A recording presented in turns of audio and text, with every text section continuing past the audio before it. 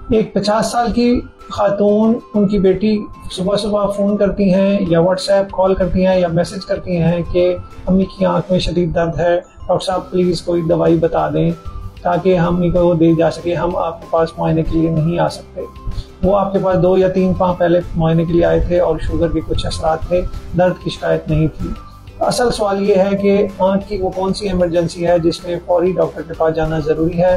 तो इसका सीधा जवाब ये है कि आँख के अंदर कोई केमिकल चला जाए या कोई इंजरी हो जाए, तो ये वो कंडीशन है जिसमें फौरी आई डॉक्टर को मिलना बहुत ज़रूरी है। हाँ, अगर आँख का प्रेशर अनयूजुअली तौर पे हाई हो तो वो भी एक तकलीफदेह सूरत हाल है। आँख सुर्ख हो जाती है, आँख का कलर चेंज हो जाता है। तो ये वो कुछ कंडीशन हैं जो कि फौरी आई डॉक्टर को दिखाने की ज़रूरत होती है।